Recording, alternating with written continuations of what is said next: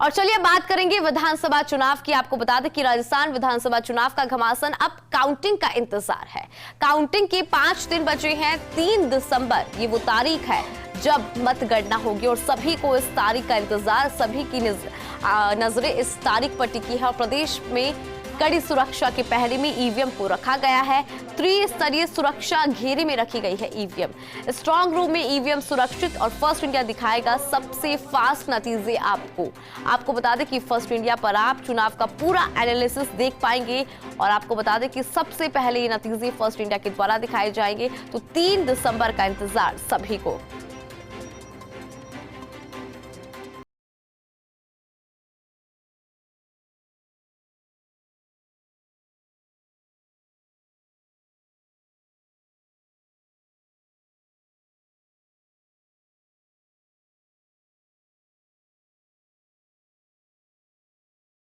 से सहयोगी गुल मोहम्मद जुड़ रहे हैं, जयपुर से विनोद सिंह चौहान, तो इनसे हम पूरी जानकारी लेंगे। और जोधपुर से राजीव हमारे साथ जुड़ चुके हैं। सबसे पहले गुल मोहम्मद आपके पास आना चाहूंगी। देखिए 3 तारीख सभी को इंतजार, मतगणना होगी, क्या तस्वीरें, क्या जानकारी?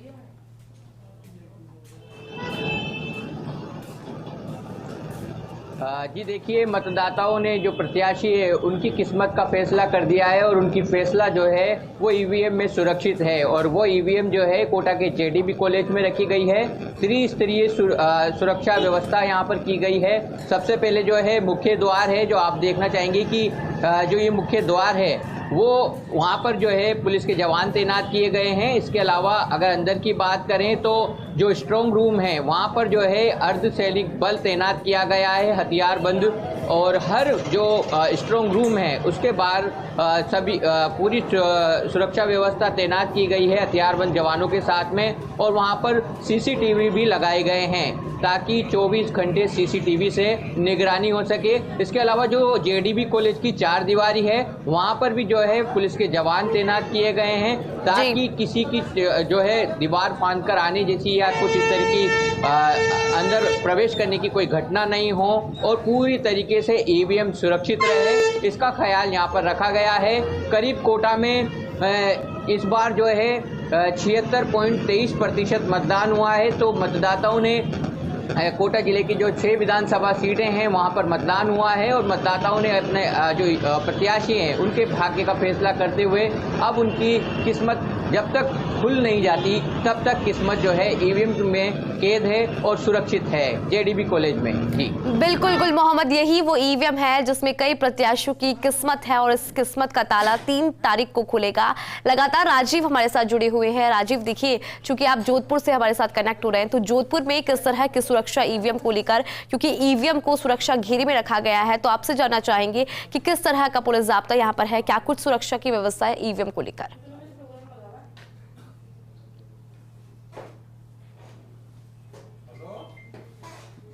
देखिए, लोकतंत्र के महापर्व के बाद अब बड़ी जिम्मेदारी होती है मतगणना की और मतगणना से पहले होती है स्ट्रांग रूम की सुरक्षा की। जोधपुर में अर्धसैनिक बल से लेकर पुलिस के तमाम जो अधिकारी, जवान, कमांडो, आप देख सकते हैं कि चाक चौबंद व्यवस्थाएं हैं। पुलिस कमिश्नर रविदत्त गौड़ जहां लगातार मुस्तैदी से मॉनिटरिंग कर रहे हैं, वहीं जिला निर्वाचन अधिकारी हिमांशु गुप्ता पल पल पर नजर रखे हुए हैं। बात करें डीजीपी उमेश मिश्रा से लेकर के चीफ सेक्रेटरी उषा शर्मा भी पूरे प्रदेश में फीडबैक ले रही है। जोधपुर के इस वक्त हम पॉलिटेक्निक कॉलेज में है जहाँ पे तमाम जो व्यवस्था है, इस वक्त यहाँ पर जो शैतान चौधरी हैं उनके नेतृत्व में सुरक्षा व्यवस्था चाक चौबंद है। देखिए, मोबाइल जो तस्वीर देखा है, मोबाइल भी बाहर रखवा ली गए, किसी प्रकार अंदर जो भी ड्यूटी है उनके भी मोबाइल जो है वो बाहर है। कुल मिलाकर की कोशिश यही है कि 3 दिसंबर को जब चुनाव परिणाम आएंगे, मतगणना होगी, तब तक सुरक्षा का बड़ा जिम्मेदार। जरा बात भी कर लेते हैं, किस तरह की सुरक्षा व्यवस्था यहाँ पर की गई है? सर, यहाँ पर त्रिस्तरीय से सुरक्षा व्यवस्था की गई है। सीसीटीवी जवान इत्यादि लगे हुए हैं। किस तरीके से रात दिन आप लोग मॉनिटरिंग कर रहे हैं? यहाँ पर 12-12 घंटे की शिफ्ट चलती है और अंदर इंटरनल सिक्योरिटी है वो आईटीबीपी कर रही है, आउटरनल आरएसी कर रही है और राजस्थान पुलिस की साथ में ओवरऑल इंचार्ज है।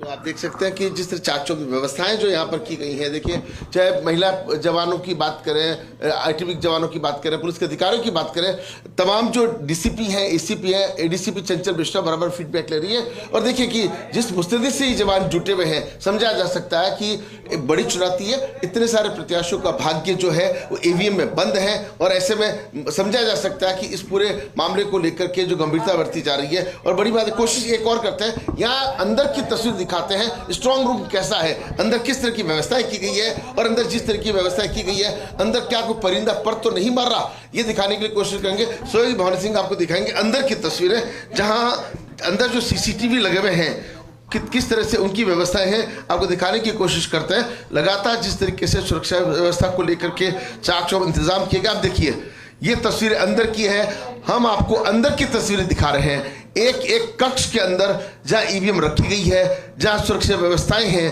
अंदर देखिए चाक चौबंद व्यवस्थाएं हैं, तमाम जो अधिकारी हैं, जवान हैं, आईटीबीपी के जवान हैं, स्ट्रांग रूम है और जहां ईवीएम रखी गई है, ये तस्वीरें अंदर की है जो साबित करती है कि सुरक्षा व्यवस्था चाक चौबंद है। जी बिल्कुल राजीव, क्योंकि आपने तस्वीरें भी दिखाई और पहरा यहाँ पर जारी है, सीसीटीवी से पूरी मॉनिटरिंग की जा रही है। और जयपुर से हमारे साथ विनोद लगातार बने हैं। विनोद, देखिए दर्शकों को हमने 2 तस्वीरें यहाँ पर दिखाई जहाँ पे त्रिस्तरीय सुरक्षा के बीच में ईवीएम को रखा गया है, चाहे बात जोधपुर की हो चाहे बात कोटा की हो। जयपुर में किस तरह की सुरक्षा?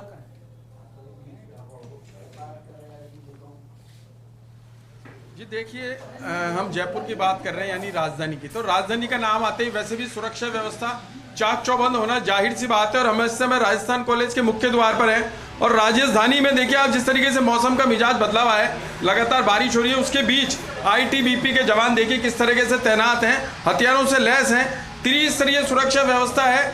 मुख्य गेट पर आईटीबीपी के जवान हैं, बीच में आरएसी है, उसके पीछे राजस्थान पुलिस और स्ट्रांग रूम, जहां जिम्मेदारी ज़्यादा हो जाती है वहां आईटीबीपी के जवानों ने मोर्चा संभाल रखा है। राजस्थान कॉलेज और कॉमर्स कॉलेज में जयपुर जिले की 19 विधानसभा सीटों की ईवीएम है और एक जगह 9, दूसरी जगह 10, यानी 19 विधानसभा की सीटों की जो ईवीएम है वो यहाँ रखी गई है। आज तीसरा दिन है सुरक्षा घेरे का जी। और रोजाना देखिए जिला निर्वाचन विभाग और पुलिस के आला अधिकारियों की बैठक होती है सुरक्षा को लेकर के कि किस प्रकार सुरक्षा व्यवस्था है और माकूल इंतजाम और क्या होने चाहिए। मैं कैमरामैन सुरेंद्र से कहूंगा, देखिए लाउड स्पीकर हम आपको दिखाएं कि ये वो लाउड स्पीकर है जहां से जयघोष होगा जीत का। बिल्कुल 3 तारीख को मतगणना शुरू होने के साथ ही परिणाम आना शुरू हो जाएंगे और चप्पे चप्पे पर लाउड स्पीकर लगाए गए हैं। कड़ी सुरक्षा व्यवस्था की गई है कि देखिए केवल प्रत्याशी ही अंदर जा पाएगा, उसके साथ कोई आदमी अंदर नहीं जाएगा। जहां हम खड़े हैं JNN मार्ग पे वहीं परिणाम सुनाई देंगे। और बड़ी बात यह भी है कि किसी पर जीत के बाद किसी प्रकार का जुलूस नहीं हो, इसकी भी व्यवस्था की गई है, निर्देश जारी किए गए हैं। और आईटीबीपी के जवान देखिए किस तरीके से तैनात हैं राजधानी जयपुर में और मुख्य मार्ग से किसी को प्रवेश नहीं दिया जा रहा है। पिछले 2 दिन तक तो मीडिया भी अंदर गया था, लेकिन राजधानी में जिस तरह की सुरक्षा व्यवस्था को अंजाम दिया जा रहा है तो अब सभी तरह के लोगों को बाहर रखा जा रहा है। जैसे राजीव ने बताया और दूसरे साथी ने बताया कि मोबाइल सहित अन्य चीजें भी अब बाहर रखवाई गई है। अंदर की तस्वीर कोई कैप्चर नहीं करे।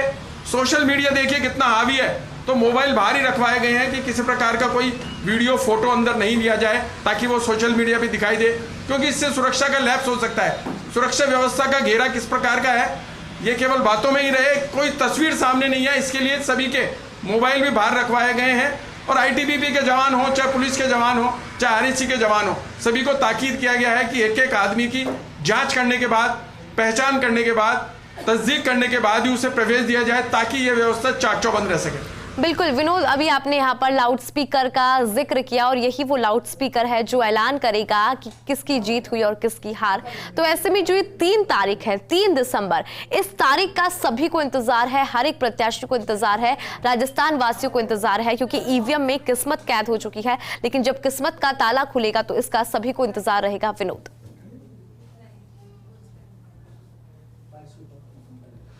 जी बिल्कुल, मैं आपको बताऊं कि 3 तारीख को 8 बजे से मतगणना शुरू हो जाएगी और दोपहर बाद तक परिणाम आना शुरू हो जाएंगे। तो यही लाउड स्पीकर चिल्ला चिल्ला के कहेगा कि इसकी जीत हो गई या ये पीछे रह गए या आगे चल रहे हैं। तमाम 1-1 घंटे की अपडेट इन लाउड स्पीकरों के माध्यम से भी दी जाएगी।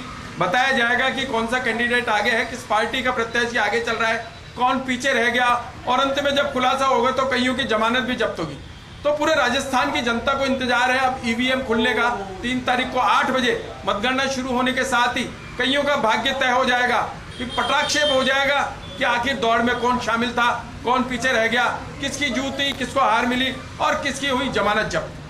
बिल्कुल विनोद, इंतजार सभी को है। चूंकि हमारे साथ राजीव भी बने हुए हैं जोधपुर से। राजीव, अभी आपने तस्वीरें भी दिखाई कि त्रिस्तरीय सुरक्षा के बीच में ईवीएम रखी गई है। अभी जैसे कि विनोद से भी हम बात कर रहे थे इसी बारे में कि जो ये इंतजार है 3 तारीख का, वो सभी को रहने वाला है। तो ऐसे में लाउड स्पीकर्स यहाँ पर लगाए गए हैं। तो जोधपुर में किस तरह का माहौल है, क्योंकि इंतजार लंबा है, 5 दिन बचे हैं और सभी को इसका इंतजार है 3 तारीख, और यही इंतजार आगे भी रहेगा। और 3 तारीख की वो तारीख है जब इसका ऐलान हो जाएगा कि किसकी जीत हुई है। तो यहाँ पर जोधपुर की अगर बात करें तो किस तरह का यहाँ पर माहौल और किस तरह का इंतजार, कैसे लोग उत्साहित है?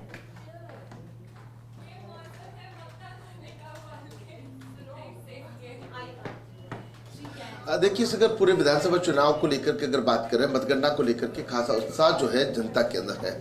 पूरे मारवाड़ की अगर बात करें 33 सीटें यहाँ पर होती है। अगर जोधपुर की बात करें तो 10 सीटें होती है। मुख्यमंत्री अशोक गहलोत ने भी यहाँ से चुनाव लड़ा है, तो सबकी निगाह इसलिए भी है, खुद मुख्यमंत्री ने चुनाव लड़ा है। और अगर बात सुरक्षा के लिहाज से करें तो जब अनाउंसमेंट होगा तो अनाउंसमेंट की दूसरी साइड पे अनाउंसमेंट की व्यवस्था की गई है। और यहाँ जिस तरीके से अगर इस वक्त बात करें तो सुरक्षा के लिहाज से 32 कैमरे हैं। सर भानु जी आपको तस्वीरें दिखा रहे हैं, 32 कैमरे जो अंदर बाहर लगे हुए हैं, उनमें सुरक्षा के इंतजाम किए गए। आईटीबीपी के जवान हैं, पुलिस के जवान हैं और बराबर उस पर नजर रखे हुए हैं। जो ईवीएम की मशीन जहाँ पर रखी हुई है, किस तरीके से तमाम जो अधिकारी हैं, जवान हैं, वो हर 24 घंटे कंटिन्यूअस, एक के बाद जब भी शिफ्ट चेंज होती है तो दूसरी शिफ्ट आ जाती है, लेकिन किसी प्रकार का कोई अनहोनी नहीं हो, इस बात का ध्यान रखा जा रहा है। रही बात मतगणना की, तो जिला निर्वाचन अधिकारी हिमांशु गुप्ता के निर्देशन में तमाम जो तैयारियां हैं वो पूरी कर ली गई है। 3 दिसंबर को सुबह 8 बजे मतगणना का दौर शुरू होगा और माना जा रहा है कि जिस तरह के रुझान आने शुरू, ईवीएम में ज्यादा टाइम भी नहीं लगता है, माना जा रहा है कि दोपहर तक पूरी तरह से तस्वीर साफ हो जाएगी। कई बार कुछ कैंडिडेट्स को आपत्ति हो जाती है तो वापस रिकाउंटिंग की जो एक व्यवस्था है उसके चलते हो सकता है कि थोड़ा सा समय लगे, लेकिन फिर भी मान के चलिए कि शाम को 4 बजे तक पूरी तस्वीर साफ हो जाएगी। जी राजीव, देखिए इस बार चुनाव आयोग ने नई पहल की और ये पहल उन लोगों के लिए बेनिफिशियल रही जो बुजुर्ग है, जो दिव्यांगजन है। क्योंकि देखिए गुल मोहम्मद भी हमारे साथ जुड़े हुए हैं, तो गुल मोहम्मद एक बार आपके पास आना चाहूंगी, क्योंकि अभी हम राजीव से भी जिक्र कर रहे थे कि इस बार नई पहल यहाँ पर की गई है चुनाव आयोग के द्वारा, और चुनाव आयोग ने इस बार होम वोटिंग की सुविधा दी। तो ऐसे में जो बुजुर्ग लोग थे, जो दिव्यांगजन थे, जो वोट नहीं कर पाते थे, तो इस बार उन्होंने भी मतदान में हिस्सा लिया, जो कि बेहद ही खुश करने वाली तस्वीर थी।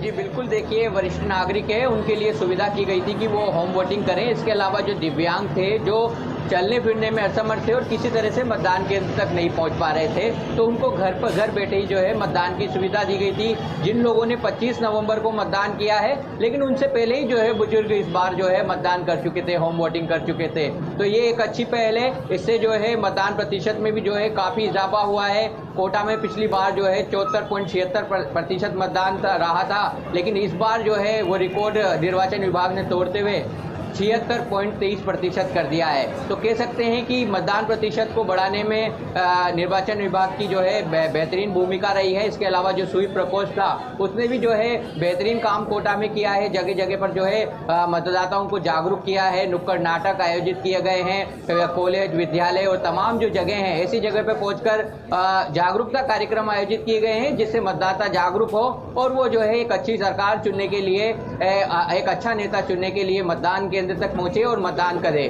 तो कह सकते हैं कि जो निर्वाचन विभाग है उनके द्वारा जो अलग अलग एक्टिविटी की गई है कोटा में, तो कह सकते हैं कि यहाँ पर पूरे एक हफ्ते तक सतरंगी सप्ताह आयोजित किया गया, जिसमें कई प्रतियोगिताएं आयोजित की गई, रंगोली के माध्यम से किया गया। इस बीच में दीपावली का पर्व भी आया, तो दीपावली पर दीपदान करके संदेश दिया गया है कि मतदान भी करें, दीपदान के साथ मतदान भी करें। तो इस तरह की जो है पहल निर्वाचन विभाग ने की, स्वीप प्रकोष्ठ ने की, तो हर तरफ जो है इसकी सराहना की जा रही है और मतदान प्रतिशत में भी इजाफा हुआ है। बिल्कुल गुल मोहम्मद, यहाँ पर इजाफा तो हुआ ही है लेकिन दावे बड़े बड़े किए जा रहे हैं। विनोद देखिए, अभी गुल मोहम्मद ने बताया कि जो मत प्रतिशत है वो इस बार बढ़ा है क्योंकि पहल नई थी और इस नई पहल का सभी ने हिस्सा भी बने और जो बुजुर्ग लोग हैं उन्होंने वोटिंग भी की है। तो कहीं ना कहीं जो दावे हैं वो दोनों ही पार्टियां कर रही है, कह रही है कि इस बार जो मतदान में बढ़ावा हुआ है, जो इजाफा हुआ है वो हमारे पक्ष में है, हमारे लिए लाभदायक है, चाहे बात भारतीय जनता पार्टी की चाहे बात कांग्रेस पार्टी की।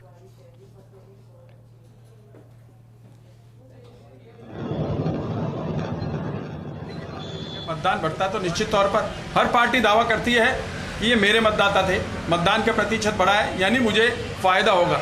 लेकिन देखने वाली बात तो ये रहेगी कि ईवीएम में जिनकी किस्मत कैद है और 8 बजे 3 तारीख को 8 बजे जिस तरीके से मतगणना शुरू होगी तब पटाक्षेप हो पाएगा कि आखिर जो मतदान प्रतिशत बढ़ा, किस इलाके में बढ़ा, किस मतदान केंद्र पर ज़्यादा वोट डाले गए और परिणाम क्या रहा, ये तो समय बताएगा। लेकिन दावे हर आदमी करता है कि मैं मजबूत हूँ, वो कमज़ोर है। ये बरसों से चली आ रही है रीत। हर विधानसभा चुनाव में, हर लोकसभा चुनाव में दावे और वादे सामने आते हैं, लेकिन जब ईवीएम खुलती है तो खुलासा होता है कि आखिर जीत किसकी रही। और मैं आपको साफ तौर पे बताऊं कि जिस तरीके से आपने कहा कि देखिए होम वोटिंग की सुविधा, तो 62,000 लोगों को होम वोटिंग की सुविधा दी गई। इसके बाद भी जब मतदान की तस्वीरें सामने आई, हम भी मैदान में थे, मतदान दलों का दौरा किया, वहाँ पर देखा कि 90 साल के बुजुर्ग उत्साह से वोट देने आए थे। जब उनसे पूछा गया कि आपको घर पर ही वोट देने की सुविधा इस बार पहली बार दी गई, तो उनका साफ तौर पे कहना था कि लोकतंत्र का महापर्व है, इसमें हम मौके पे जाकर अपनी आहुति देंगे। तो वो तस्वीरें जो बरसों पहले दिखती थी उनमें कमी आई है, लेकिन तस्वीरें दिखाई भी दी, लोगों में उत्साह था। 90 साल के 95 साल के लोगों ने किसी न किसी रूप में मतदान केंद्र पहुंचकर अपना मत दिया। तो ये उत्साह था और इस उत्साह का पटाक्षेप 3 तारीख को 8 बजे मतगणना के साथ होगा। और राजीव जी ने सही बताया कि 4 बजे तक देखिए परिणाम आ जाएंगे और उसके बाद खुलासा होगा आखिर कौन मैदान में बना रहता है और कौन मैदान से बाहर हो गया। बिल्कुल विनोद, बहुत बहुत शुक्रिया तमाम जानकारी के लिए और तस्वीरें के लिए। गुल मोहम्मद, आपने भी जानकारी दी और कोटा से तस्वीरें भी दिखाई ईवीएम की, आपका भी बहुत बहुत धन्यवाद।